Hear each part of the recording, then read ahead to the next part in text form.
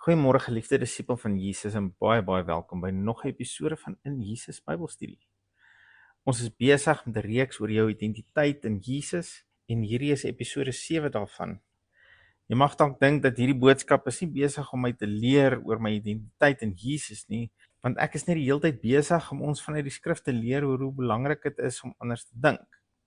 Waar is die identiteit goeters? Ek wil jou verseker, ons sal nog by dit uitkom. Maar as ek nie die fondasie reg lê nie, gaan die huis nie die gewig van alles kan hou nie. As ek jou nie reg voorberei nie, gaan niks van hierdie lering jou baat nie, want daar kom groot en gewigtige openbarings.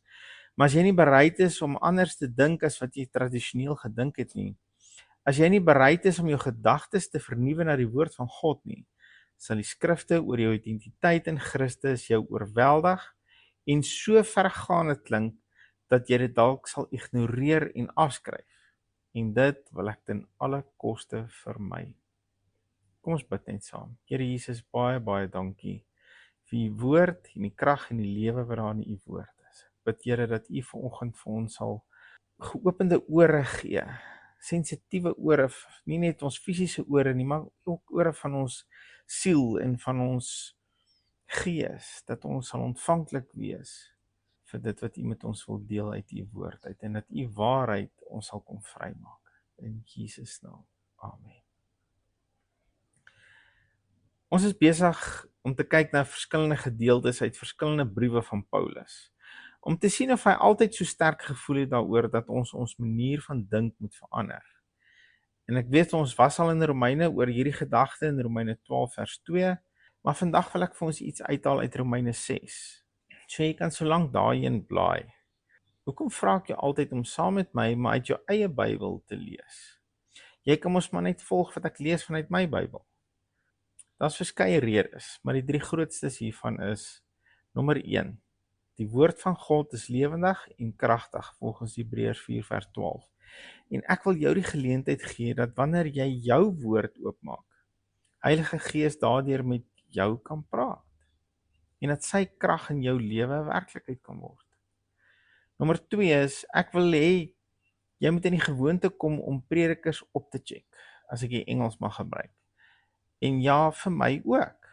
Maak seker dat wat ek sê daar staan, dat dit wel daar staan. En nommer 3, ek wil hê jy moet vanuit jou eie Bybel seker maak, dat ek nie dinge uit konteks vergryp nie. Gaan lees die vorige stuk, gaan lees die stuk daarna, en maak seker, dat dit wat ek vir jou gebring het, is in konteks. Dit is vir my bitter belangrik om verantwoordbaar te bly teenoor julle, maar ook dat julle sal leer om leraars verantwoordbaar te hou. Net omdat iemand 'n graad het, en omdat hy agter die kansel staan, beteken nie noodwendig hy gaan altyd vir die waarheid bring. Maar terug by Romeine 6, en ek gaan net hier en daar 'n paar tekste uittrek, net om 'n punt te maak waarby Paulus uitkom in vers 11.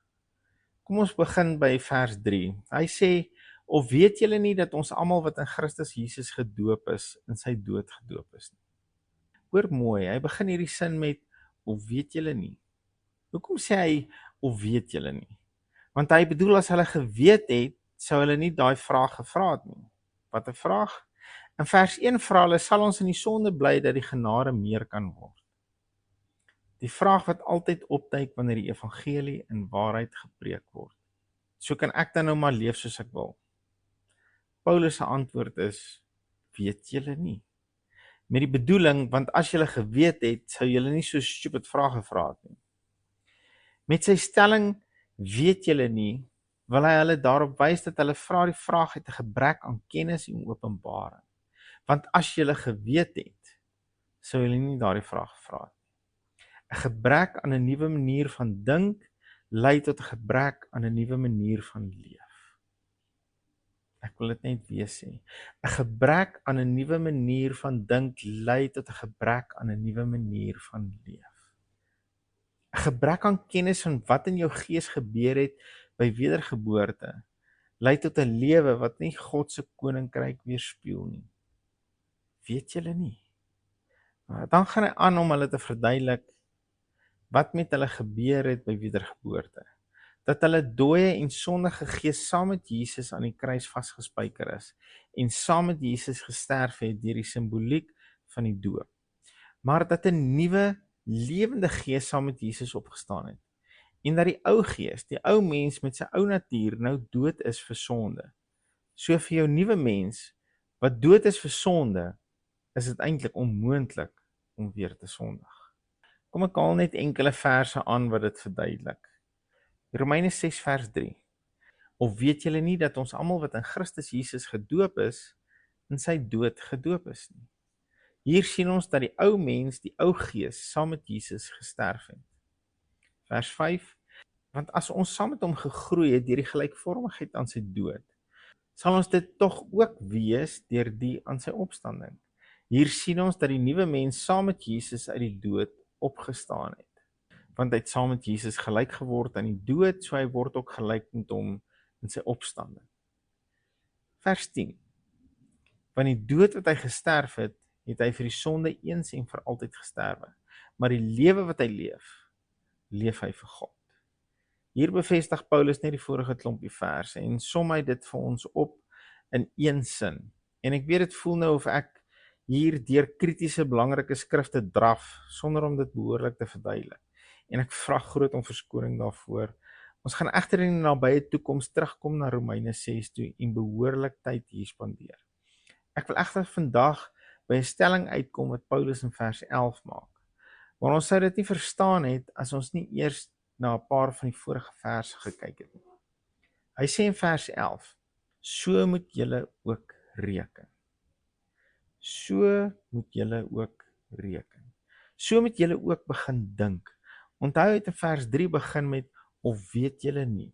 En toe verduidelik hy vir ons, wat ons veronderstel is om te weet, en nou kom beklemtoon hy dit in vers 11. So moet julle ook reken. So nou dat julle weet, so moet julle dan ook begin dink. Hierbo is die feite van julle wedergebore gees.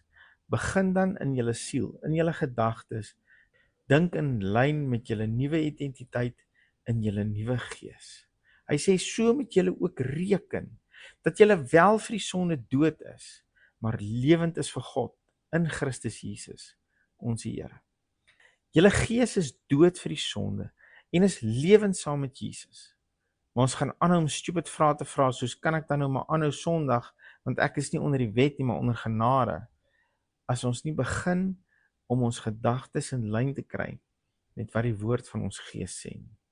As ons nie in ons gedagtes begin dink in lyn met ons nuwe identiteit in Christus nie. Ek weet dit is 'n mondvol en ek probeer die boodskapie so kort as moontlik hou, maar vra die Heilige Gees om vir jou hierdie te openbaar en begin reken wie jy is in Christus. Here Jesus, ek bid dat U my woorde vandag sal vat. Ek het sulke eenvoudige woorde en 'n eenvoudige manier van verduidelik. Here, ek bid dat U dit sal vat en dit 'n waarheid sal maak, dat U U woord 'n waarheid in mense se harte sal maak. En dat hulle hierdie waarheid sal aangryp en begin om hulle gedagtes te vernuwe na hulle nuwe gees, na hulle nuwe identiteit in Christus. En dat dit hulle lewe radikaal sal verander. Dankie Here Jesus. U is 'n groot en 'n awesome God. En ons kan net aanhou en aanhou om vir U te sê dankie, dankie, dankie vir wat U in ons lewe kom doen het. Ons loof, eer en prys U vir wie U is in ons lewe. In Jesus se wonderlike naam. Amen. Geliefde van Jesus, onthou, hou jou oog op Jesus en neus in sy woord. Shalom.